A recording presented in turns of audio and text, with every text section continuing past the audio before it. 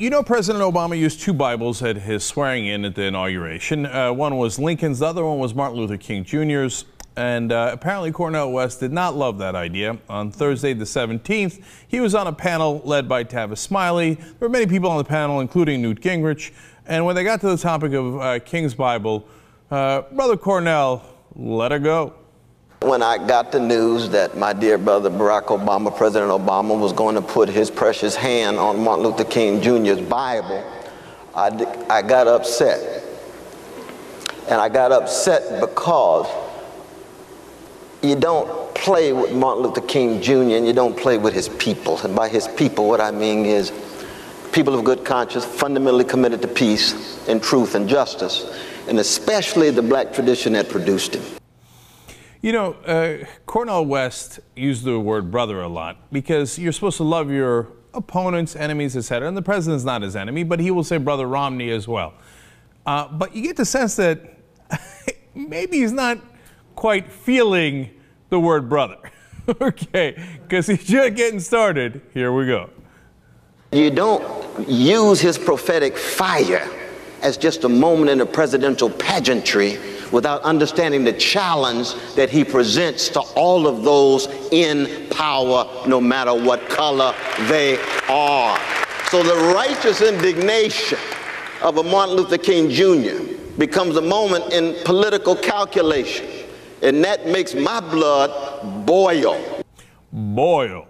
Okay, so you think, well, his blood has boiled. No, no, no. It's about to boil. All of those in power who refuse to follow decent policies. So I say to myself, Brother Martin Luther King Jr., what would you say about the new Jim Crow? What would you say about the prison industrial complex? What would you say about the invisibility of so many of our prisoners? So many of our incarcerated, especially when 62% of them are there for soft drugs, but not one executive of a Wall Street bank gone to jail. Not one. Martin doesn't like that. Not one wiretapper. Not one torture under the Bush administration. It's impossible not to enjoy it when he gets rolling. Now, you might not agree with it, but it's fun to watch. Not one! Not one! And by the way, of course, he's right on the facts. No question about that either. One more. What'd you say about the drones being dropped on our precious brothers and sisters in Pakistan and Somalia and Yemen? Those are war crimes, just like war crimes in Vietnam. Martin Luther King Jr., what would you say? My voice hollers out, then don't tame it. With your hand on his Bible, allow his prophetic voice to be heard. All right, now those are strong words. Now, there are other critics who agree. They say U.S. government is the greatest purveyor of violence in the world today. Now, strong words, strong words. Continuing, to pursue endless war is to worship the God of hate and bow before the altar of retaliation. Wow, those are very liberal, very strong words. Unacceptable, I'm sure, in today's Washington. One more for you guys. How can they trust us now, referring to our enemies? We charge them with violence while we pour every new weapon of death into their land. Surely we must understand their feelings even if we do not condone their actions. Wow, okay, now those are some significant criticisms of the president and obviously way outside the mainstream. Try to understand our enemies? You care about their feelings? No, complaining about bombing them. No, you don't understand. They're the enemy. They're the bad guys. So who said those last three quotes? You got it by now? Martin Luther King Jr. Now, of course, he was talking about Vietnam. What do you think? Would we have agreed with drone strikes where we do signal strikes? We don't even know who we're hitting. The double taps where we kill first responders coming in to rescue the people who've been bombed in the first place. Where we even kill U.S. citizens without a trial if they're abroad.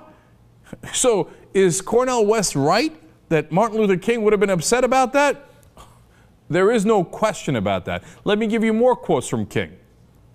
We are called to speak for the weak, for the voiceless, for victims of our nation, and for those it calls enemy. Can you imagine saying that we have to speak for the enemy and the victims of our violence? Because we need to listen to them so that we can understand, so that we can get to peace.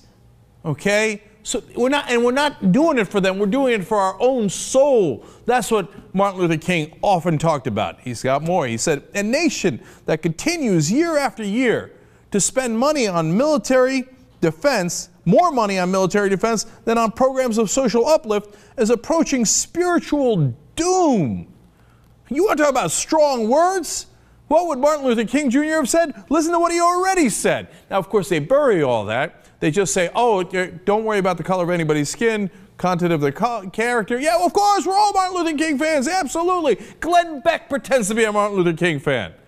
Would he agree with these comments? Martin Luther King wasn't just about civil rights, although he did heroic work there. He was also about anti-militarism. He was in favor of actually trying to fight poverty. And along those lines, let me give you one last quote. King said, there are certain things in our nation and in the world which I am proud to be maladjusted and which I hope all men of goodwill will be maladjusted to. I never intend to adjust myself to economic conditions that will take necessities from the many to give luxuries to the few. Now that's a progressive. So I think Brother Cornell West might be onto something. It's exactly, but what happens when I think, at least from Cornel West's point of view, when it gets overlooked is when, because he said crazy things before, and I completely agree with him on this one. If you're going to swear on the Bible, you can't act like you embody the same things that the guy that you're swearing on his Bible embody. It just doesn't match up. So you're making a showcase of this very important man who did very important things and believed in very important things that you don't seem to believe in. So don't make it seem like you believe in what he believes in, because you're bastardizing it. How can you disagree? You know, it's tough to argue. It really is. You know, Max Blumenthal had a great line today. Martin Luther King, in that same place, of course, that President Obama gave the speech today, had his speech, of course, which was, I have a dream. Obama's speech could be, I have a drone. And if you think Martin Luther King would have been in favor of signature strikes and double taps where you kill the people trying to rescue people who've already been hit by a drone and killing U.S. citizens without a trial abroad, well, then you don't know Dr. King at all.